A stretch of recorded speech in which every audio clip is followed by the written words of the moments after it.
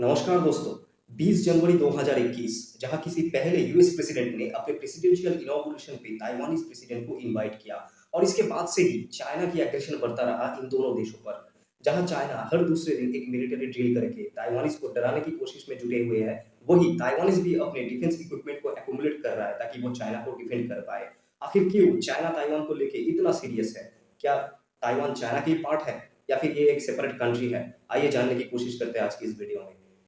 इतिहास के मुताबिक इस आइलैंड पर सबसे पहले एस्टोनेशियन लोग रहा करते थे, जो बेसिकली साउथ चाइना से बिलोंग करते हैं। 1621 the Dutch east India company इस आइलैंड पर एक बेस एस्टैब्लिश करके यहाँ एग्रीकल्चरल प्रैक्टिसेस करने लगे। लगभग 40 साल बाद 1661 के आसपास चाइना की किंग डायनास्टी इस आइलैंड को अपने कंट्रोल में लिया और पहली बार ये आइलैंड चाइना के अंडर आया। अप्रोक्स 200 साल बाद 1895 फर्स्ट साइनो जापान वॉर में जापान की विक्ट्री के बाद ताइवान और ईस्टर्न चाइना की कुछ हिस्सा जापान के कंट्रोल में चला गया। फिर 1945 में जापान वर्ल्ड वॉर 2 हारने के बाद ताइवान जापान से फिर एक बार चाइना के नाम हुआ। लेकिन अब बीजिंग में किंग डायनास्टी नहीं बल्कि सोशलिस्ट गवर्नमेंट का रास्ता। 1911 रिवॉल्यूशन के बाद socialist leader Sun Yat Sen ने कुओमिंटांग पार्टी स्थापन किया और एक साल बाद 1912 में बीजिंग का कंट्रोल अपने अंडर लिया। ये वही केएमटी पार्टी है जो आज ताइवान की सबसे बड़ी राइवल पार्टी है और ऑथोरिटेरियन रूल के बेस पर 47 साल लगातार ताइवान पे राज किया है। वर्ल्ड वॉर 2 के बाद सिचुएशंस काफी तेजी से बदल रहा था, जहां 1921 में शंघाई में जन्मे स्टूडेंट यूनियन धीरे-धीरे कम्युनिस्ट जैसे इतने बड़े कांग्रीगेशन में ट्रांसफॉर्म होने लगे थे। विश्व युद्ध के बाद बीजिंग तो सोशलिस्ट के हाथों ही था, लेकिन जापान ऑक्युपाइड चाइना धीरे-धीरे कम्युनिस्ट के हाथों जाने लगे। एक्चुअली चाइना के मेजर सिटीज तक ही सिर्फ सोशलिस्ट यानी कुओमिंटांग पार्टी का कंट्रोल था। बाकी रूरल एरियाज में कम्युनिस्ट की इन्फ्लुएंस बढ़ने से ग्रास रूट लेवल में कम्युनिस्ट का पकड़ काफी मजबूत रहा और यही मजबूती चाइना में सिविल वॉर के रूप में टूट पड़ा, जहां से आज का ये सारा कॉन्फ्लिक्ट स्टार्ट होता है।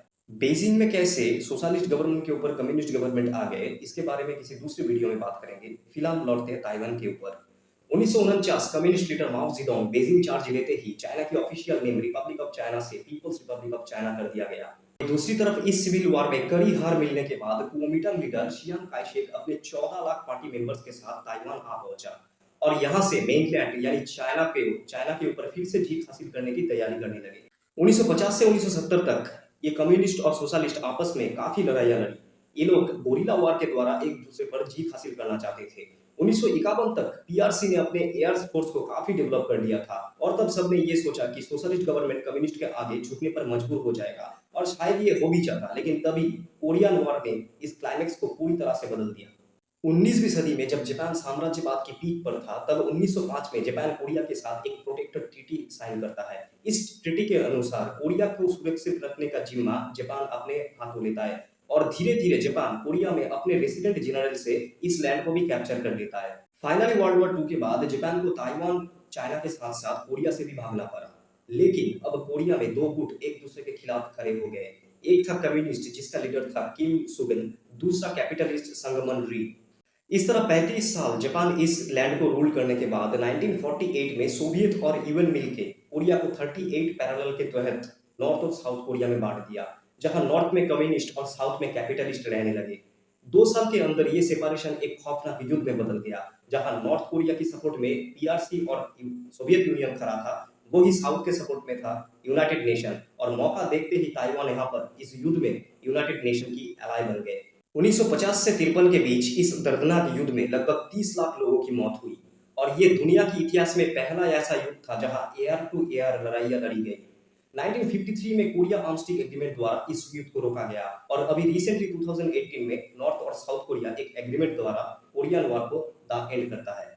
1950 में ताइवान यूएस की एलाई बनते ही यूएस यहाँ पर अपनी नेवी भेज के ताइवान और चाइना की इस युद्ध को रोकने में सफल होता है। एक्चुअली कोरिया और ताइवान पर कम्युनिस्ट इन्फ्लुएंस एक साथ बढ़ते देना अमेरिका के लिए पॉलिटिकली इम्पॉसिबल था और 1970 तक ऐसे ही चलता आया। 1945 यूनाइटेड नेशन फाउंड होने के बाद ताइवान ही यूनाइटेड नेशन में चाइना का रिप्रेजेंटेटिव हुआ करता था। ये वो दौर था जहां रॉक और पीसीआर दोनों ही अपने को वन चाइना प्रूव करने के लिए लगातार लड़ाइयां लड़ते रहे, लेकिन United nation security council Taiwan को ज्यादा दिन तक नसीब नहीं हुआ। 1970 में बहुत देश ये आर्ग्यू करने लगे कि ताइवान चाइना में स्थित करोड़ों लोगों की जेन्युइन रिप्रेजेंटेटिव नहीं हो सकते और जो एक तरह से सही भी था। आखिरकार 1970 में ताइवान को यूनाइटेड नेशन से निकाल के चाइना को यानी पीपल्स रिपब्लिक ऑफ चाइना को यूनाइटेड नेशन का मेंबर बना दिया गया और यहाँ से यूएस ताइवान रिलेशन भी काफ़ी चेंज होता रहा। यूनाइटेड नेशन से निकलने के बाद सिर्फ दुनिया भर में सिर्फ 14 देश ही ताइवान को एक सेपरेट कंट्री के रूप में देखता था और यूएस भी अब ताइवान से अपनी सारी डिप्लोमेटिक रिलेशन रद्द कर दिया। 1978 जब चाइना ने अपने इकोनॉमी को ओपन अप किया तब यूएस 1979 ने चाइना के साथ डिप्लोमेटिक रिलेशन स्टार्ट किया और ये करना ही था क्योंकि चाइना अब तक एक न्यूक्लियर पावर्ड देश बन चुका था। दूसरी तरफ ताइवान में अब ऑथोरिटेरियन रूल लोगों की सरदर्द बन रहा था। 1949 चियांग काई-शेक ताइवान आने के बाद से ही यहाँ एक मैरिटल लॉ लागू हुआ, जो बेसिकली थ्री नोट पॉलिसी से भी जाना जाता है। थ्री नोट यानी no negotiations, no contact, no compromise with China. Taiwan में अब चियांग काई-शेक के बाद उनका बेटा चियांग शिंगपुओ के हाथों सत्ता आया और यही वो दौर था जहाँ ताइवान में लोग मैरिटल लॉ को विड्रॉ करवा के डेमोक्रेसी की मांग करने लगे और इस आंदोलन में बहुत सारे एक्टिविस्ट, डेमोक्रेटिक एक्टिविस्ट अरेस्ट भी हुए। और आखिर वो पल आ ही गया जहां एक प्लेन हाईजैक ने इन दोनों देशों को आमने सामने ला दिया। 1986 जब एक Boeing 747 Taiwanese cargo plane Taiwan से रवाना हुआ हांगकांग की तरफ, लेकिन रास्ते में इस प्लेन पर मौजूद मेन पायलट वांग इस प्लेन को उड़ा ले गया गुआंगझो, चाइना। प्लेन में स्थित को पायलट और फ्लाइट इंजीनियर को वांग एक तरह से कन्विंस करके ही चाइना ले गया। प्राइमरी इन्वेस्टिगेशन में सबने ये सोचा था कि इस हाईजैकिंग के पीछे पीआरसी यानी चाइना का हाथ है, लेकिन धीरे-धीरे सब साफ होने लगा। पायलट वांग एक्चुअली चाइना मेनलैंड का ही निवासी था, जो 1949 कुओमिंटांग पार्टी के साथ ताइवान आया और यहाँ आके वो ताइवान एयरलाइंस में एक एज ए पायलट ज्वाइन किया। लेकिन कुछ दिन बिताने के बाद वो अपने जॉब से नाखुश होने लगे। एक्चुअली वांग भी हर दूसरे ताइवानीज की तरह अपने पिता और परिवार जो मेनलैंड पे रहा करता था, उन लोगों से मिलने के लिए व्याकुल होने लगे। लेकिन ये पॉसिबल नहीं था क्योंकि ताइवान में तब तक मैरिटल लॉ लागू हुआ था और इसलिए वांग ने इस प्लेन हाईजैकिंग से इन दोनों देश की साइलेंस तोड़ने में सफल रहा। हांगकांग में चाइना ताइवान नेगोशिएशंस के बाद प्लेन और दोनों को पायलट्स को वापस लाया गया, लेकिन वांग नहीं लौटे। उसे चाइना में हीरो बना दिया गया और बाद में वो पीआरसी की so called civil aviation ministry भी बने। ताइवान में डेमोक्रेसी की मांग चल ही रहा था और इस हादसे ने एक्टिविस्ट को ईंधन देने का काम किया। ऐसे ही एक डेमोक्रेटिक नेता काओ शियांग 1979 केएमटी के हाथों अरेस्ट हुआ और ये हादसा 1986 में डेमोक्रेटिक प्रोग्रेसिव पार्टी का जन्म दिया, जो आज ताइवान की रूलिंग पार्टी है। एक साल के अंदर केएमटी इस मैरिटल लॉ को वापस लेने में मजबूर हुआ। मैरिटल लॉ विड्रॉ होने के बाद मेनलैंड के साथ people to people cross strait exchange काफी तेजी से फैल रहा था और इसको कंट्रोल में लाने के लिए दोनों देशों को एक बार फिर से आमने सामने आना पड़ा, जिसे 1992 हांगकांग कॉन्सेंसस के नाम से भी जाना जाता है, जहां दोनों देश ही ये एक्सेप्ट करता है कि दुनिया में चाइना सिर्फ एक ही है। लेकिन गड़बड़ी तब होने लगी जब दोनों ही देश अपने को ही वन चाइना मानने लगे, मतलब अपने को ही एक्चुअल चाइना मानने लगे। पीआरसी ने ये स्टेटमेंट दिया कि there is only one China and Taiwan is a part of China. और ताइवान ये आर्ग्यू करने लगा कि केएमटी यानी नेशनलिस्ट ही ओरिजिनल चाइना है, जो 1912 में बीजिंग में जन्म लिया था। खैर, इस सो कॉल्ड कॉन्सेंसस को चाइना ने पूरी तरह से एक्सेप्ट नहीं किया और कुछ ही हफ्तों में चाइना ताइवान के ऊपर वन कंट्री डिफरेंट इंटरप्रिटेशन लागू करना चाहा, जिसमें ये बोला गया कि ताइवान को एक सिग्निफिकेंट ऑटोनॉमी दिया जाएगा अगर वो पीआरसी के अंडर आएगा तो। लेकिन ताइवान इस प्रपोजल को टोटली डिफ्यूज करता है। इस कंसेंसस के बाद दोनों देशों में इकोनॉमिक ट्रांजैक्शन काफी बढ़ गया था। 1992 से 1993 के बीच सिर्फ एक साल में ही ट्रांजैक्शन लगभग दुगना हो चुका था। ताइवान में डीपीपी फाउंड होने के बाद एक डेमोक्रेटिक कॉन्स्टिट्यूशन गठित होने की मांग तेजी से बढ़ने लगी। इस बीच ताइवान की कॉन्स्टिट्यूशन 7 बार 7 टाइम्स रिवीजन किया गया और फाइनली 1996 में यहाँ पहली बार प्रेसिडेंशियल इलेक्शन किया गया। और दूसरी तरफ चाइना इस इलेक्शन से बिल्कुल अलर्ट मोड में आ गया था और लोगों को वोटिंग से एब्सटेन रखने के लिए ताइवान स्ट्रेट में बैलिस्टिक मिसाइल टेस्ट करके एक डर पैदा करना चाहा। इस पहले इलेक्शन में केएमटी 54% वोट पाके जीत हासिल कर लेता है। 4 साल बाद सन 2000 में पहली बार डीपीपी ताइवान पार्लियामेंट पर जीत हासिल करता है। First non KMT president chain Shuey बियान अब यूनिफिकेशन के बदले फ्रीडम की मांग करने लगे और चाइना इस रॉक गवर्नमेंट को इलेजिटिमेट घोषित कर दिया। सन 2004 में China so called anti cessation law पास करके ये डिक्लेयर करता है कि अगर ताइवान मेनलैंड से अलग होना चाहा तो चाइना यहाँ पर मिलिट्री इन्वेशन भी कर सकता है। सन 2018 में केएमटी लीडर मा इंग फिर से सत्ता में आते ही यूनिफिकेशन पर जोर डालते हैं। ये वही मा इंग है जो 1992 में ताइवान का प्रेसिडेंट हुआ करता था और अब सत्ता में आते ही कॉन्सेंसस को फिर से दोहराने लगा। इस बीच मा इंग ने चाइना के साथ काफी इकोनॉमिक एग्रीमेंट साइन करके क्रॉस स्ट्रेट रिलेशन को डेवलप करने में लगा रहा। लेकिन ताइवान की आम लोग ये खौफ खाने लगे कि ऐसे ही चलने से ताइवान के ऊपर चाइना का इन्फ्लुएंस काफी बढ़ सकता है।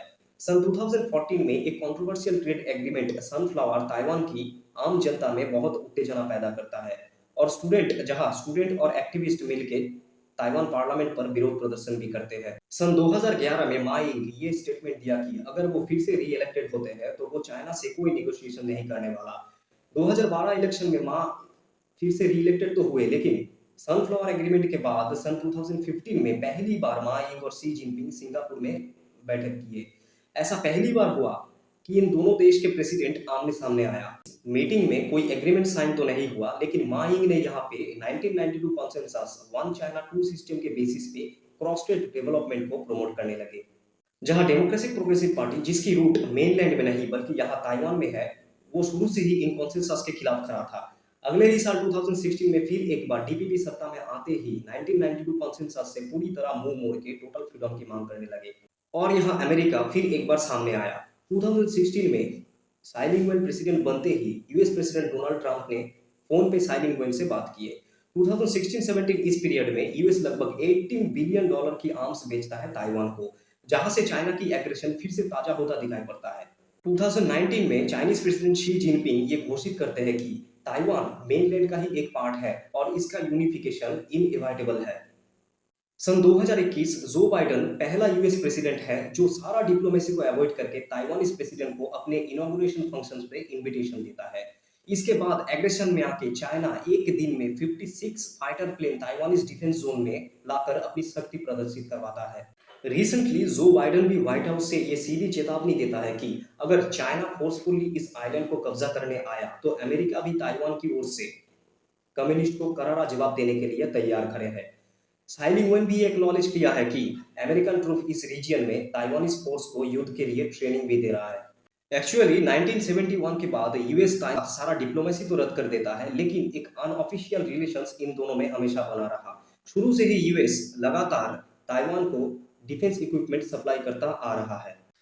1979 के बाद यूनाइटेड स्टेट पीआरसी को ही वन चाइना मानने लगे, लेकिन यहाँ पीआरसी को फोर्सफुली ताइवान दखल नहीं करने दिया और ना ही ताइवान को फ्रीडम में मदद किया। एक्चुअली अमेरिका ये चाहता था कि कोई म्यूचुअल अंडरस्टैंडिंग के द्वारा इस समस्या का हल निकल जाए। 2 अगस्त 2022 American house of representative Nancy Pelosi की विजिट एक बार फिर से कम्युनिस्ट को अलर्ट मोड में ला खड़ा करता है। इस अमेरिकन काउंटर पार्ट की विजिट के दौरान Chinese navy ships supersonic ballistic missile के साथ ताइवान स्ट्रेट पर एक्सरसाइज करता दिखाई पड़ता है।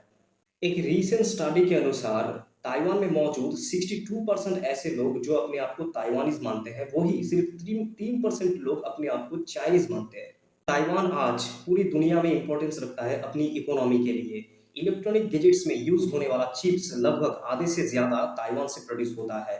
ताइवान की एक single company Taiwan semiconductor manufacturing company लगभग दुनिया भर में 65% से भी ज्यादा चिप प्रोड्यूस करता है।